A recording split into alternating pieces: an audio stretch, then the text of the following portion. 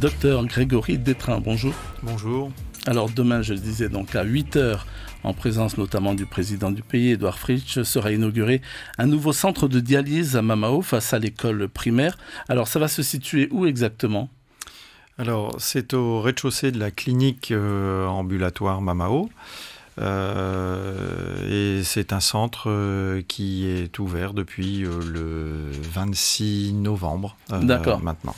Et qui fonctionne donc depuis le 26 novembre et qui est inauguré donc demain. On sait combien de personnes peuvent avoir accès, donc combien de malades peuvent être accueillis dans ce centre ? Alors, c'est un centre de formation, d'éducation à deux types de dialyse. La dialyse à domicile. Pour l'instant, nous avons 2 postes. Et quand les patients sont formés, ils peuvent bénéficier d'un retour à domicile pour être traités. Et pour la dialyse péritonéale, une dialyse qui se passe au niveau de l'abdomen, où on a des échanges avec des liquides qui permettent de nettoyer un petit peu ce que le rein ne fait plus. Là, on a 4 postes d'éducation à l'intérieur de ce centre. D'accord. Alors, très concrètement, comment ça se passe ? Une personne qui est en insuffisance rénale, donc, et qui veut apprendre, pourquoi pas, donc, à faire sa propre dialyse chez lui, il va dans ce centre, il se renseigne où d'abord ? Alors, les personnes en insuffisance rénale sont la plupart du temps suivies par leur médecin traitant qui adresse à un néphrologue. Et le néphrologue prend en charge, tant qu'il peut. Il y a un traitement conservateur de la maladie avant d'en arriver au traitement terminal, on va dire, qui est l'hémodialyse ou la dialyse péritonéale, en tout cas l'épuration extrarénale, comme on dit en termes techniques. Et donc ce sont des patients suivis. Il arrive parfois que les patients ne savent pas qu'ils sont atteints de cette maladie, car elle n'est pas douloureuse en soi, ce sont d'autres signes qui la révèlent. Peuvent se retrouver aux urgences dans ce cas-là, et en insuffisance rénale. Et à ce moment-là, ils sont forcément pris en charge par des médecins qui réadressent ensuite à un prestataire pour une dialyse en fonction de l'état du patient. Tout le monde ne peut pas malheureusement bénéficier de dialyse à domicile. On est aussi obligé dans un premier temps parfois, quand la maladie est très avancée, de faire une dialyse en centre lourd. Ça se fait à l'hôpital à ce moment-là. Et si le patient devient plus autonome, à ce moment-là, on fait ce qu'on appelle une dialyse hors centre, qui se fait plus proche du domicile, mais dans des centres. D'accord. Ça ne se fait pas dans son salon ou dans sa chambre ? Alors, c'est pour ça qu'on a mis en place toutes ces techniques de dialyse, comme la dialyse péritonéale et la dialyse à domicile, où là, ça peut se faire au domicile du patient, bien sûr, dans sa chambre ou dans une pièce dédiée à la maison. Et c'était déjà une technique pour la dialyse péritonéale qui se faisait à domicile, mais maintenant, on a la possibilité de le faire aussi pour l'hémodialyse, c'est-à-dire la dialyse qui se fait au niveau du sang avec un générateur, un dialyseur. D'accord, donc la personne peut très bien faire sa propre dialyse chez elle, sans assistance. Sans assistance, alors on a quand même sur place une équipe déjà qui prépare, l'équipe prépare bien en amont, mais sur place on a toujours des référents qui peuvent être des infirmiers sur place ou des médecins quand l'île ou l'éloignement le permet, bien sûr. Alors, vous parlez d'îles, comment ça se passe pour les personnes qui sont dans les îles ? Elles sont obligées de venir de toute façon ici faire suivre une dialyse ? Alors, pour l'hémodialyse en centre, oui, auparavant, on était obligé de venir sur Tahiti. Maintenant, on a un centre à Moorea et un centre à Raiatea, mais là, on est obligé d'aller en centre. Alors que maintenant, avec ce système de dialyse à domicile, les patients peuvent être dialysés chez eux. On peut, après une période d'éducation, le patient peut avoir un retour chez lui, à la maison, et il revient, il est surveillé, il revient régulièrement en consultation, où on l'espère, le système pourra évoluer, on pourra aller vers le patient dans les prochains mois ou les prochaines années.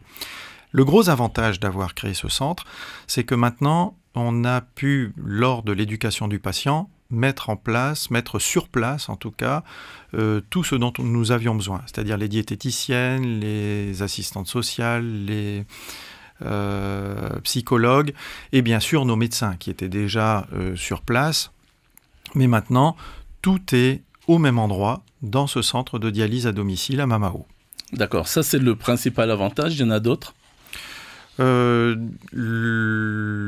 L'évolution, les locaux qui permettent aussi aux patients de se connaître, de voir les différentes techniques de dialyse à domicile pour le patient, et puis ça nous permettait aussi de pouvoir évoluer dans notre prestation. Le patient, en étant à domicile, en le formant maintenant à la dialyse à domicile, il peut être près des siens pour se traiter, il peut retourner dans son île, il peut aussi conserver une activité professionnelle, ça ce qui est plus difficile dans d'autres techniques de dialyse, alors que maintenant ça apporte vraiment un bien-être et un confort. Et en plus la dialyse étant quotidienne, c'est-à-dire tous les jours, elle est beaucoup mieux supportée en tout cas, et beaucoup plus proche de ce qui se passe à l'état naturel au niveau du rein, puisqu'on se cale un petit peu à la physiologie, au fonctionnement du corps humain. D'accord. C'est pas tous les 2 jours?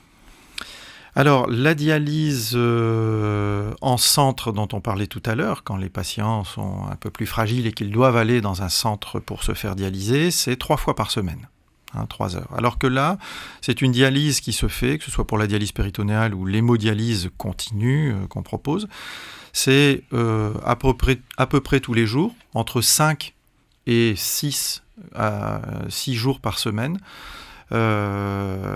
Et c'est une dialyse qui est beaucoup plus douce puisqu'elle se fait 1h30 à peu près en moyenne, et avec des échanges, et le patient peut se le faire lui-même à l'heure qu'il désire faire son traitement, et c'est beaucoup plus adapté en tout cas à la vie des patients. Jusqu'ici, il existe combien de centres de dialyse? Alors nous avons pour l'Apérapurade 6 centres de dialyse, avec le centre de dialyse péritonéale et hémodialyse, enfin en tout cas de centre de dialyse à domicile compris. Il existe un centre lourd à l'hôpital. L'hôpital, oui, Mamao. Donc nous avons Rayatea, Morea, Mahina, un centre à Paofei, à Papeete, un centre à Paia et un centre à Papara. Et nous avons un autre prestataire aussi qui lui a un centre Prince-Inouye. Donc c'est toute l'offre actuelle de dialyse. Et un centre aussi à la Presqu'île. Et ça suffit, ou alors face au nombre croissant de personnes en insuffisance rénale, on risque d'être pas saturé mais presque? Régulièrement, dans l'histoire de la dialyse, si on peut dire, à Tahiti, on a eu des périodes de saturation. Parce qu'on peut difficilement prévoir le nombre de patients qui arrivent. On sait qu'à cause de certaines maladies, pathologies comme le diabète, l'hypertension, la goutte, on a beaucoup, et ici en plus on a un syndrome génétique qui est le syndrome d'Alport aussi, qui est pourvoyeur pour à peu près 10% de nos patients. On sait qu'en consultation, les néphrologues nous disent on a des patients qui là vont être obligés d'arriver jusqu'à la dialyse.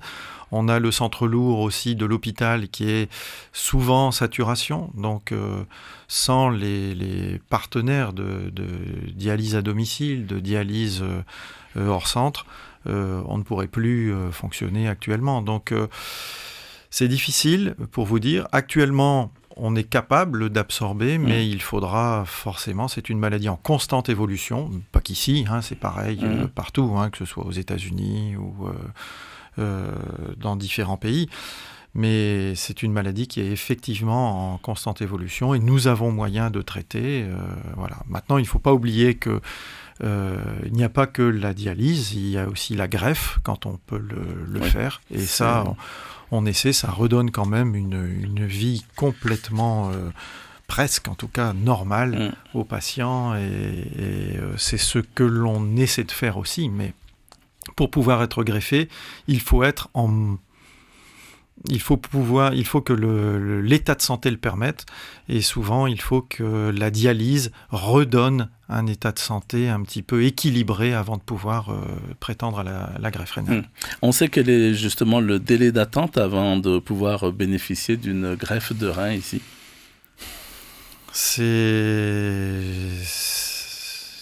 C'est pas à moi qu'il faut poser la question pour l'instant. Il y a des spécialistes de ça. Le docteur Pascal Testevit, par exemple, est responsable de la greffe ici en Polynésie. Mais